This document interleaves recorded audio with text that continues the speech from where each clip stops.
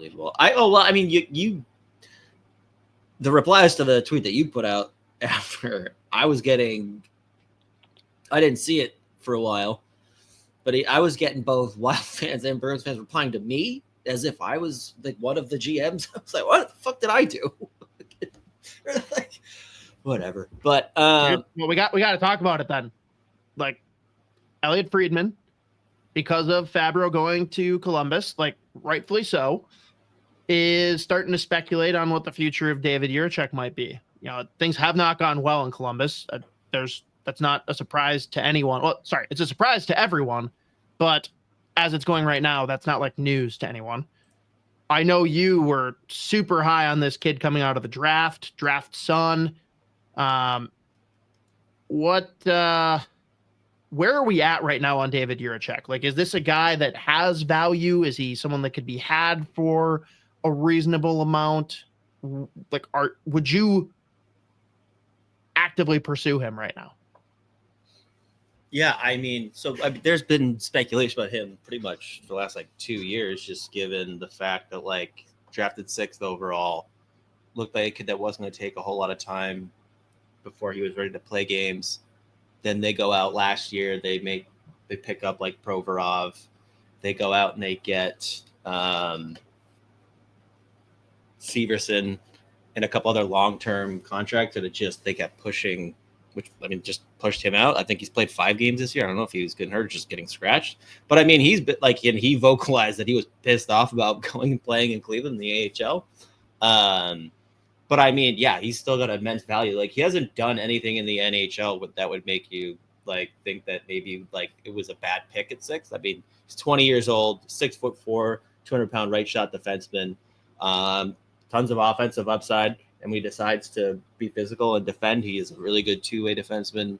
So he's still got a ton of value. And then that was the thing when they kept making these trades or big signings after drafting him, it was kind of all right, so what's the play here? I mean, I guess if you want him to keep playing in the AHL before and let him play a lot down there before you really use him as a full-time NHL D-man, okay. But at the same time, you have Severson signing an 8-year deal, sign and trade.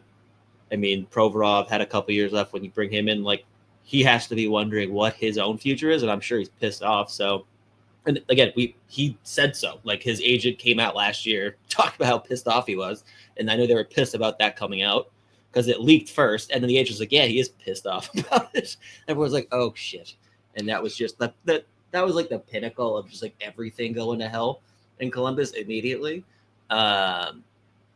So I would imagine if that's I'm sure GMs have already been calling the last 2 years. Is this something that's potentially an option here? So if that's something that they want to do, or are in a position where he's ready to try to force his way out. I mean, anytime you force your way out, obviously the returns are gonna be diminished a little bit anyways, but at the same time, he's still got a ton of value as a young right shot D-man with so much upside. So it's not like he got drafted 6 or 7 years ago and just hasn't made it, or when he has played, there's been big question marks. He's been in a really shitty situation on a bad team. And I mean, again, the fact that he's just already been vocal about how unhappy he was being scratched, sent down to the AHL. Yeah, I mean, Elliott's right, obviously, to wonder about what his future is there. And I'm sure there are plenty of teams who would love to bring in a David Jiricek because he's still got tons and tons of value. We'll see if St. Louis wants to do it. So I was going to say St. Louis is one that obviously comes to mind, but also there's a couple ties within the Minnesota organization, right? I mean, Spacek somehow gets Jiricek pictures that pop up when you search him. And then we've talked about it a bunch. Damon Hunt is here. Now, who says no? David Jiricek for Marco Rossi. I mean, I would assume Minnesota wouldn't want to just do that, a straight up. How much more is needed?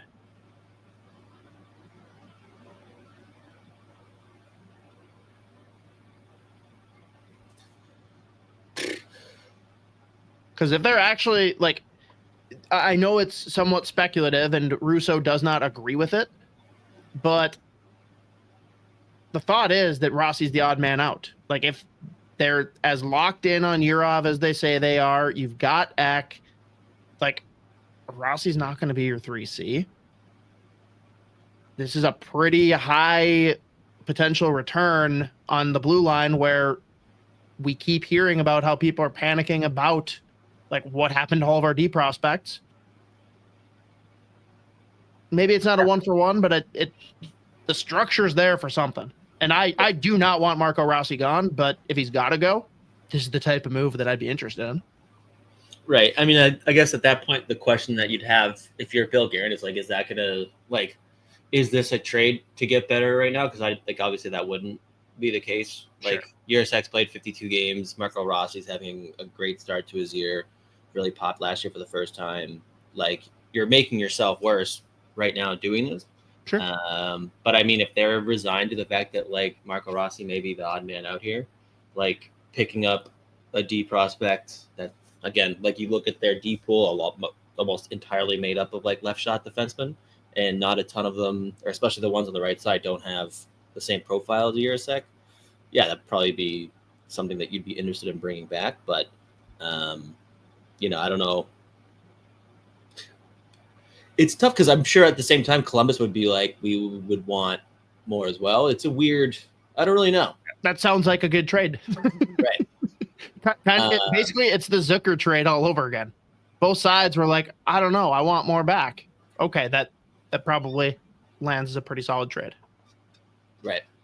So, I mean, again, if they're resigned to the fact that Marco Rossi is going to be the odd man out, because, I mean, we like the one thing Russo has is like they're still not comfortable doing a long-term deal on the next contract with Rossi anyways. That, I mean, I'm sure it'd be something that they would at least like look at pretty thoroughly. But again, like there's going to be a lot of teams, I'm sure, if Jiricek's going to try to get out, or if that trade is going to happen, there's going to be a ton of GMs making that phone call. Just when you look at the profile, the potential upside with a guy like Jiricek. Because I mean, at this point, it does seem like it would take a lot for him to be like, no, I don't really want to get traded. Because I mean, that was the bad thing was like, dude, you're 19, you're already making noise. Like that's crazy. I mean, I get why he was frustrated at that point. You're like, dude, you got drafted like a year ago. Like, simmer down for a second here. But no, he was pissed.